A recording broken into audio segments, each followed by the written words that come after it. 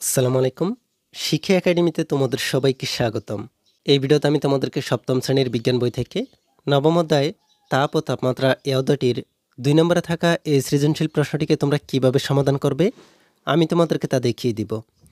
চলো তাহলে আমরা দেখে নিই কীভাবে এই ২ নম্বরের সৃজনশীল প্রশ্নটিকে সমাধান করা যায়। এখানে আমরা দেখতে পাচ্ছি ২ নম্বরে আমাদেরকে বলা হয়েছে, আনিকা অল্প বয়সী হলেও দৈনন্দিন জীবনে ঘটে যাওয়া নানা ঘটনা সে মনোযোগ সহকারে পর্যবেক্ষণ করে। একদিন সে ভাত রান্নার সময় পাতিলের ফুটন্ত পানির বুদবুদের ধাক্কায় ঢাকনাটি পড়ে যেতে দেখল। অন্যদিকে তাদের কাঠের দরজায় গ্রীষ্মকালে কোনো ফাঁক না থাকলেও শীতকালে কিছু ফাঁক লক্ষ্য করল। উল্লিখিত দুটি ঘটনাই তাকে ভাবিয়ে তুলল। তাহলে তোমরা এখানে দেখতে পাচ্ছ তোমাদেরকে এই উদ্দীপকটিতে দুটি ঘটনা দেওয়া হয়েছে। এই দুটি ঘটনার উপর ভিত্তি করে তোমাদেরকে ক, খ, গ, ঘ এই 4টি প্রশ্ন করা হয়েছে। আমরা দেখিনি এই প্রশ্নগুলোতে তোমাদেরকে কি বলা হয়েছে। ক নম্বরে প্রশ্নে বলা হচ্ছে, কোন পদার্থ তাপে সবচেয়ে বেশি প্রসারিত হয়? এরপরে খ নম্বরে প্রশ্নে বলা হয়েছে, রেললাইনের সংযোগস্থলে কিছু দূর পরপর ফাঁক রাখা হয় কেন? গ নম্বরে প্রশ্নে বলা হয়েছে, ভাত রান্নার সময় আনিকার পর্যবেক্ষণকৃত ঘটনাটির কারণ ব্যাখ্যা করো। এরপরে ঘ নম্বরে প্রশ্নে বলা হচ্ছে, আনিকার পর্যবেক্ষণকৃত কাঠের দরজায় শীত ও গ্রীষ্মে দ্বৈত ঘটনা হওয়ার কারণ বিশ্লেষণ করো। চলো আমরা দেখে নিই এই প্রশ্নটিকে কিভাবে সমাধান করা যায়। আমাদেরকে এখানে ক নম্বরে প্রথমে বলা হয়েছে কোন পদার্থ তাপে সবচেয়ে বেশি প্রসারিত হয়। চলো আমরা প্রথমেই ক নম্বরের এই প্রশ্নের সমাধান দেখে নিই। ক নম্বরের এই উত্তরটিতে বায়বীয় পদার্থ তাপের সবচেয়ে বেশি প্রসারিত করে। তাহলে তোমরা দেখতে পাচ্ছ তোমাদেরকে এই ক নম্বরের এই উত্তরটিতে বলা হচ্ছে বায়বীয় পদার্থ তাপের সবচেয়ে বেশি প্রসারিত হয়। এরপরে চলো আমরা দেখে নিই খ নম্বরের এই প্রশ্নের উত্তরটিকে। খ নম্বরে আমাদেরকে প্রশ্নে বলা হয়েছে রেললাইনের সংযোগস্থলে কিছু দূর পরপর ফাঁক রাখা হয় কেন? খ নম্বরের এই উত্তরটিতে সূর্যের তাপে কিংবা যখন রেললাইনের উপর দিয়ে রেলগাড়ি চলে তখন রেলের ঢাকা ও লাইনের ঘর্ষণে অনেক তাপ উৎপন্ন হয়, ফলে লাইন প্রসারিত হয়। ফাঁকা না রাখলে লাইন প্রসারণের জন্য পর্যাপ্ত জায়গা পেত না। এতে লাইন বেঁকে গিয়ে দুর্ঘটনা ঘটার সম্ভাবনা থাকে। তাই রেললাইনের সংযোগস্থলে কিছু দূর পরপর ফাঁকা রাখা হয়। এরপর চলো আমরা দেখে নিই গ নম্বরের এই প্রশ্নে কি বলা হয়েছে। গ নম্বরে আমাদেরকে বলা হচ্ছে ভাত রান্নার সময় আনিকার পর্যবেক্ষণকৃত ঘটনাটির কারণ ব্যাখ্যা করো।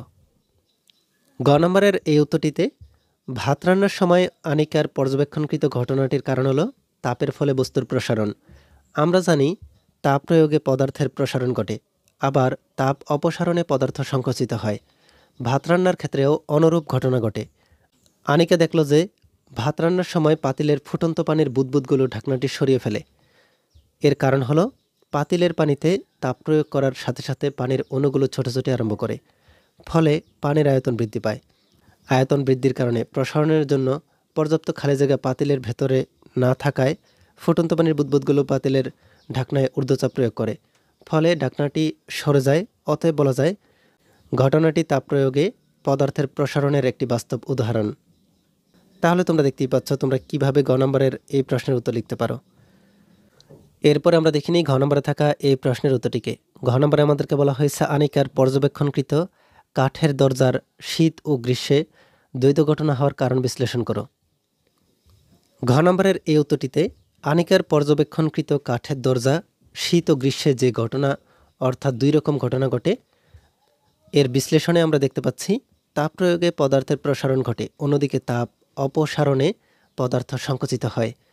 তাপ অপসারণে কঠিন পদার্থের সংকোচন সবচেয়ে কম হয়। আনিকার পর্যবেক্ষণকৃত ঘটনাটি কঠিন পদার্থের তাপমাত্রা ও আর্দ্রতা হ্রাস বৃদ্ধির কারণে ঘটে। কাঠের দরজা তৈরির আগে যদি ব্যবহৃত কাঠগুলো ভালোভাবে শুকানো না হয় তবে কাঠের কোষের মধ্যে কিছু আর্দ্রতা থেকে যায়। শীতের সময় বায়ুমণ্ডলের তাপমাত্রা ও আর্দ্রতা কম থাকার কারণে দরজার কাঠের কোষ মধ্যস্থ পানি বেরিয়ে যায়। এর ফলে কাঠ কিছুটা সংকুচিত হয় এবং কাঠের জোড়া লাগানো স্থানগুলো কিছুটা ফাঁকা হয়ে যায়। অন্যদিকে গ্রীষ্মকালে তাপমাত্রা ও আর্দ্রতা বেশি থাকায় কাঠের দরজার আর্দ্রতা কোনো পরিবর্তন হয় না। আর এই আর্দ্রতা পরিবর্তন না হওয়ায় দরজায় কোনো ফাঁকা থাকে না। এই কারণে গ্রীষ্মকালে দরজায় ফাঁকা না থাকলেও শীতকালে কাঠের দরজাটি ফাঁকা লক্ষ্য করা যায়। তাহলে তোমরা দেখতে পাচ্ছ কিভাবে ঘ নম্বরে থাকা এই প্রশ্নের উত্তরটিকে তোমরা ভালোভাবে লিখতে পারো। তোমরা দেখতে পাচ্ছ আমরা এখানে এই সৃজনশীল প্রশ্নটির সমাধান দেখে ফেললাম। এই ভিডিওতে এই পর্যন্তই। পরবর্তী ভিডিওতে আমি তোমাদেরকে এই অধ্যায় সম্পর্কিত আরও যে সৃজনশীল প্রশ্নগুলো হতে পারে তা তোমাদেরকে দেখিয়ে দিব। এই ভিডিওটি তোমাদের কাছে ভালো লেগে থাকলে ভিডিওটিতে লাইক ও শেয়ার করে দিতে পারো। আর পরবর্তী সকল ভিডিওগুলো পাওয়ার জন্য আমাদের এই চ্যানেলটিকে এখনই সাবস্ক্রাইব করে রাখো।